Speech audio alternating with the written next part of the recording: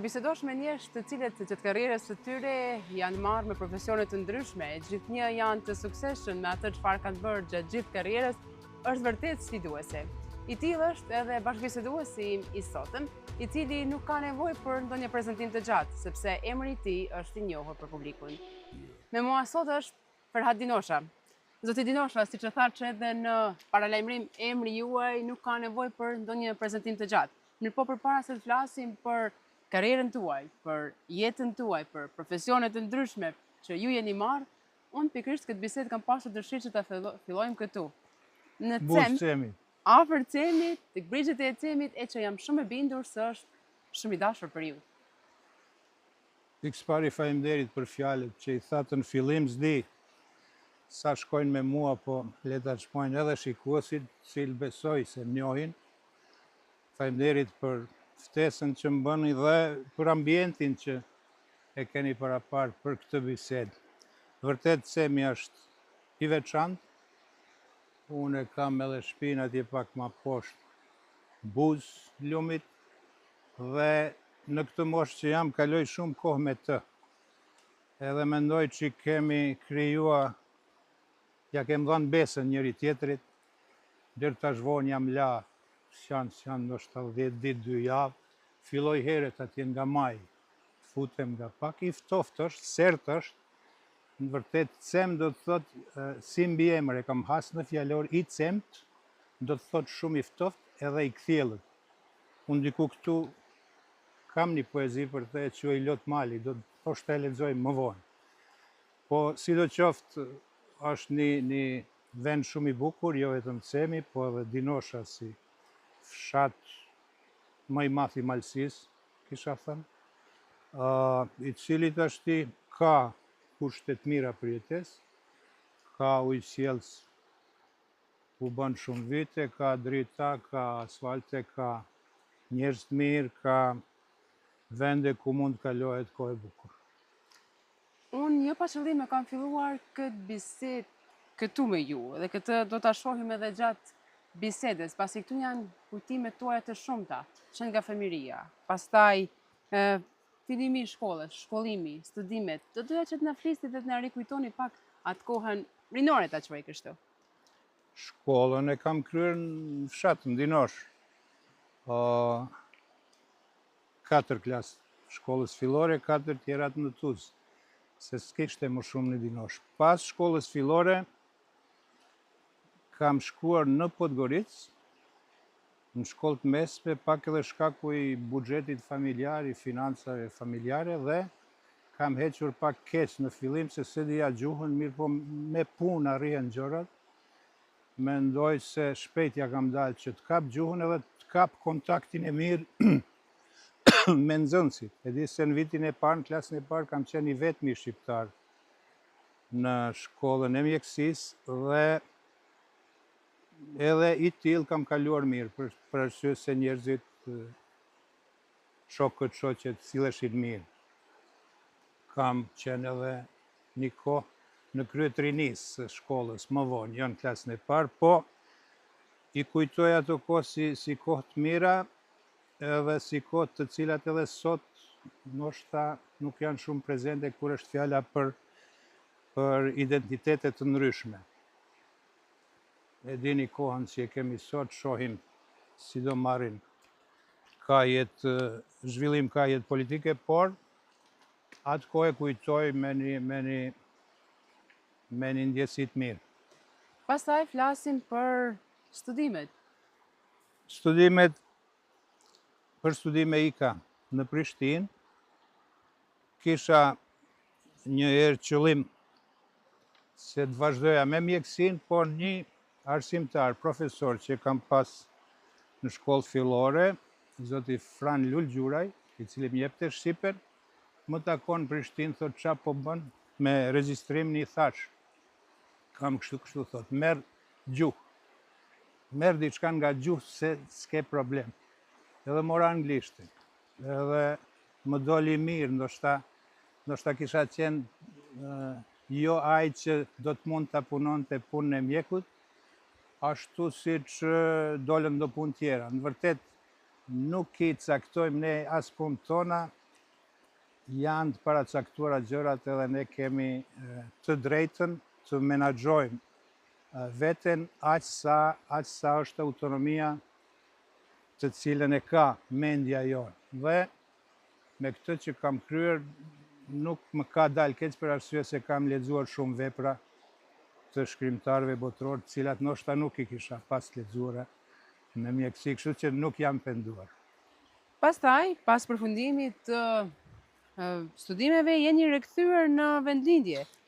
Si ishte momenti juaj parë kur u rikthyet në vendlindje, pasi si një djalosh i ri, kështu me të gjitha ato ëndra, dëshirat për jetën? T'ju them drejtën, planet i kisha të mbetesha në Prishtinë. Dhe një kohë atje fillova. Punën e parë, punësimin e parë e kam pas atje në rilindje. Dhe kur po vija vikendeve her pas here te prindrit, i shihja se nuk janë kënaqur sa duhet. Isha fëmia i parë, jam fëmia i parë. Dhe i thash vetes se kam borxh. T'jem pak të përmbush një qef të tyre, një vullnet të tyre, t'jem pak më gjatë me ta provoj si do shkojnë punë këtu dhe u ktheva. U ktheva në Dinosh, u ktheva si korrespondent i televizionit Prishtinës. Kjo është viti 81, para demonstratave, në vërtet kishim filluar kontaktet me televizionin në vjeshtën e vitit paraprak, 80, dhe në 81 erdha, kalova në Podgoricë me do gjëra ende, me do logjistika ende të pasiguruara nga ana e shtëpisë televizionit, ndërkohë krisën, plasën demonstratat, u krijua situatë e re. Prishtina nuk kishte mundësi faktikisht, nuk kishte interes që të kishte korrespondentin këtu, mirë po gjithmonë zoti çon njerëz të mirë, edhe në atë fazë takoj zotin Franc Samaj, me të cilin më vonë punoj te radioja e Malit Zi, me të cilin kam kaluar një kohë shumë bukur. Kemi qenë redaksi e vogël, por shumë e fortë, me një spikere Ola. Pikërisht këtu desha të ndalesha, tek puna juaj në gazetari, diku për më tepër se, nëse nuk gaboj, 40 vite. Si e kujtoni ju atë kohën që jeni marrur me gazetari? Si ka qenë atëherë puna e gazetarit? Sepse ka ndryshuar natyrisht shumë, po si e kujtoni ju, na përshkroni pak? Ka qenë e bukur. Ishte bukur t'ishe fytyrë publike pak. Se edhe me zërin t'i e fytyrë publike, jo vetëm me ekranin, me pamjen. Dhe njerëzit kur dëgjonin diçka, se kishe edhe artikuj autoriale kështu, ose intervista me njerëz, edhe dëgjonin, pastaj çihnin rrugë. Ishte mirë, shihej që ka bërë ndikim diçka që është dëgjuar me anë të radios, dhe e kam punuar me dashuri edhe atë punë, sidomos edhe për faktin që thash që me kolegë mirë gjithku kalohet mirë edhe punohet mirë. Pastaj angazhimi në jetën politike të shqiptarëve në Maltëzi. Cili ishte motivi juaj kryesor që ti qaseni kësaj rruge pra politikës? Pas radios Malit Zi, përsëri kthehem në Prishtinë. Do të thotë kam dy faza. Dy ardhje në vendlindje. Kthehem në Prishtinë me qëllim që të mbetem atje. Kam punuar në lidhjen socialiste të popullit punues përkthyes, edhe përkthyes simultan te Kuvendi i Kosovës. Më vonë jam marrë edhe me mediat PR në lidhjen socialiste. Braktisa punën, u ktheva në vendlindje. Kam qenë pak pa punë këtu. Më vonë fillova t'jepja mësim, t'jepja anglisht në Dinosh dhe në Tuzë disa orë. Dal nga dal, u interesova qëllimisht çka kanë bërë shqiptarët, e dija se është formuar Lidhja Demokratike e Kosovës.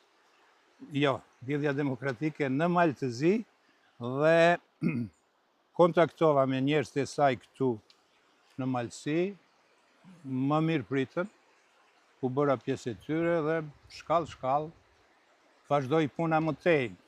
u formua më vonë Unioni Demokratik i Shqiptarëve për arsye se u krijon do situata për të cilat s'do të flas gjë këtu me lidhjen demokratike. Fundi u formua Unioni dhe pjesën më të madhe të jetës sime, të karrierës sime kam kaluar me Unionin Demokratik Shqiptarëve. Sot jam me një union tjetër, një emërtim pak tjetër dhe mendoj se Unioni mbetet ai që më përmbush mas shumti.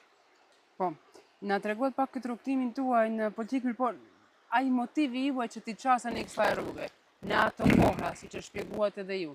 Qëllimi ishte që të jetoni në Prishtinë, pastaj rikthehete në Ashtu politikë. është, kisha plane tjera, por erdhi situata rreth Kosovës. Kosova u bë yll polar i shqiptarëve. Kosova u bë çështje me të cilën nuk mund të mos merreshe. Shfaqje e madhe në skenë, shfaqja e shpërbërjes ish Jugosllavisë. Filloi në Kosovë krejt kjo punë. Dhe në shfaqje të mëdha nuk mund të rish anash. Shfaqja e madhe as në teatr nuk shikohet për birë Chelsea. Duhet të hysh në sallë dhe të provosh si e përjeton aty. Shfaqje na mund të bëhesh edhe pjesë e saj një ditë dhe kështu ishte edhe me politikën. E ndjeja obligim faktikisht, nuk mund të mos merresha me të dhe nuk dija se sa sukses do kisha në atë punë, po e dija se do të punoj zellshëm me sinqeritet edhe me një gatishmëri për sakrificë, se politika don edhe sakrificë. Të flasim për angazhimet tuaja politike nuk është nevojshme aq shumë sepse ato janë të njohura, për cilat edhe disa prej tyre na biseduat. Mirë, po unë do doja që të di nga ju ndoshta ato momentet më të veçanta apo më pikante në politikë. Tash më duhet shoh pak këtu se i kam veçuar disa, janë shumë, ka shumë. Këtu nuk mund të mos përmend që kam shënuar organizimi i tubimit Malësia për Drenicën, Tuzë, pranverë 98. Drenica kishte filluar DJ. Unë isha ministër në qeverinë e Malizi, në atë që thash, qeverinë anti-Miloševićane. Kryeministër në atë kohë ka qenë zoti Filip Vujanović, më vonë edhe presidenti Malizi. Dhe nuk mund të rija rahat, pa bërdiç, pa ti je në qeveri, po ti ke edhe programin e partisë, ti ke edhe ndjenjën e vetë, ti ke borxhin që të mbrojsh identitetin e vetë ose ato që ngjajnë lidhur me atë identitet. Dhe kemi pas një tubim fantastik në Tuzë, fjalimin Podgoricë. Në prag të referendumit për pavarësinë e Malizi. Kam të ambël. Për arsye se nuk ishte i gjatë, po u prit mirë, tha shumë. Me shkurtësinë që kishte, tha mjaft, edhe më vjen mirë që edhe aty futa një element tonin. Futa fjalën po, që do të ishte përgjigja në referendum, e lidha me lumin po, që është real, është në Lombardi, dhe u kap mirë ajo punë, doli fjalimi ku u tregua se edhe shqiptarët do të kenë hise, kanë hisen e vetë në këtë projekt, që është projekti më i madh i Malizi, projekti më i madh politik në historinë e tij më të re, por është edhe më tepër, për ne sidomos, është projekti që i paraprinte pavarësisë tjetër, pavarësisë Kosovës. Unë vazhdimisht pavarësinë e Malizi e kam pa si paradhon të pavarësisë Kosovës. Unë po ashtu të dua që të ndalen tek një detaj që është i rëndësishëm në karrierën tuaj politike. Ju jeni laureat i shpërblimeve të ndryshme që janë besoj të dashura për ju, për të gjithë këtë punën, karrierën tuaj në politikë. Unë deri me këtë rast, deri sa erdhi Diana dhe u interesua për këto i kam pasur për vete. Tash të falenderoj që fal teje, edhe do të them ti, jo, ju, do t'i shoh me kamerën tënde edhe opinioni dhe i kam dashura këtë çmime, janë, jo shumë, janë 4-5, për shumë dashura. Për arsye se të nisem prej çmimit që e dua më shumti. Është fjala për medaljen e artë të lidhjes Prizrenit, të dhënë nga presidenti historik Ibrahim Rugova në qershor të vitit 2003 me rastin e 100 vjetorit pavarësisë të mbajtjes lidhjes Prizrenit. Kam natyrisht shumë dashur këtë çmim për arsye se këtë çmime kanë marrë një 40 personalitete të botës shqiptare me të cilët ke nder të jesh në një grumbull siç është ky. Çmimi tjetër që e kam dashur është çmimi Pjetër Bogdani nga Unioni Artistik i Kombit i zotit Azgan Haklaj. Këtë çmim ma jep në Tuzë, vjen këtu e ma jep në vitin 2009. Ma ka thënë pas rrjedhës ngjarjeve që i ka përcjell knej. Në vitin 99, para kësaj, kam një mirë njohje që e dua shumë nga Akademia Diplomatike Shqiptare, e zotit Lisen Bashkurti, me rastin e 55 vjetorit tim, po ka vite ajo kohë, e kam dashur për arsye se më vinte nga një njeri që merrte vesh rrjedhat edhe tashme edhe të shkuara edhe prognozat për të ardhmen. Në vitin 2006 kam edhe një çmim dashur nga Imazhi Shqiptar 2006, ashtu është quajtur një organizatë edhe NGO-ve edhe ftyrave spikatura të kulturës e të politikës.